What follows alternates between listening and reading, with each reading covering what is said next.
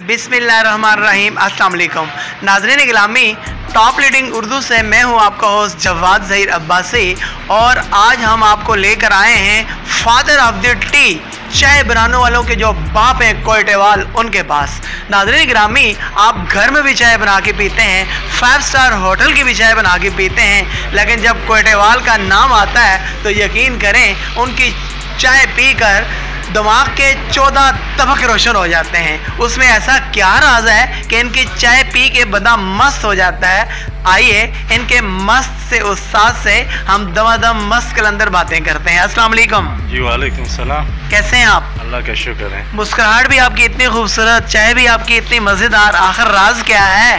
तो ये देखो, मसला ये है ना कि हम बनाते हैं, हमारा काम यही है, हमारा धंधा यही है। नहीं, जो और बनाते हैं और उनका क्या ख्याल है? वो मोटरसाइकिल मैकेनिक होते हैं, शाम को आके चाय बना लेते हैं। बात ये है ना, किसी के हाथ में जायका होता है और किसी के हाथ में जायका नहीं होता है। नहीं, आप हाथों के साथ सारा दिन सौंफ मलते रहते हैं, जो जायका आ जाता है।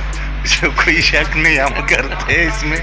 देखो, हम बनाते हैं, हर किस्म की चाय बनाते हैं। ठीक है। हम दूध वाले में हर किस्म की चाय, तकरीबन 12-13 किस्म की चाय आते हैं, इसमें हम बनाते हैं। अच्छा, 12-13 किस्म की चाय? क्या मतलब है?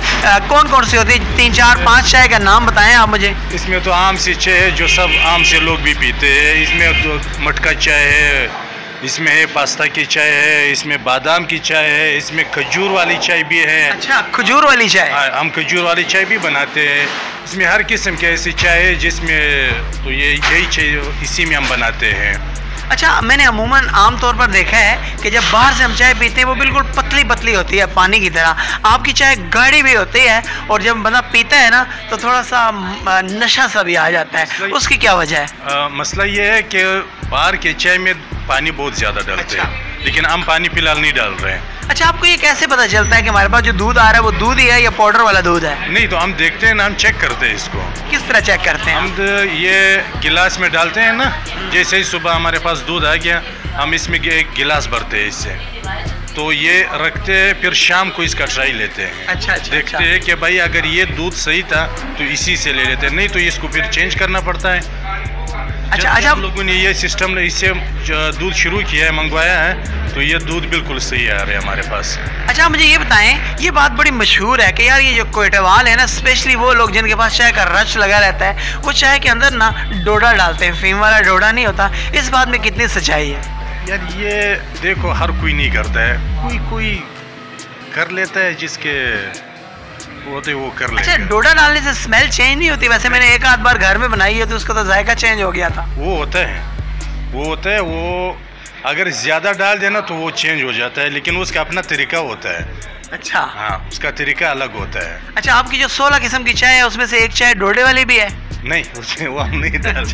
वो नहीं डालते। पकड़े नहीं जा रहे आप? नहीं, हम नहीं डालते। अच्छा, मुझे ये बताएं कि आपकी जो सबसे महंगी वाली चाय है, क्लास की चाय, जो आपका समझ लो कि आपका जानान अगर आपके पास आ जाए तो उनको आप कौन सी चाय पिलाएंगे?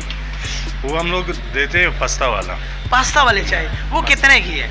वो इतना महंगा भी नहीं है, 70 रुपये का है। सिर्फ 70 रुपये का? अच्छा, ये जो आपकी चाय की बहुत ज़्यादा मशहूरी है, मटका चाय, ये क्या है? मटके चाय में तो बहुत किस्म के आते हैं। मटके चाय में हम मलाई अलग देते हैं उसके साथ, और उसके फिर अखरोट भी दे देते हैं, चलगोज़ा देते हैं, उसमें बादाम डाल के देते हैं, ये सब उसमें आते हैं मटका चाय में।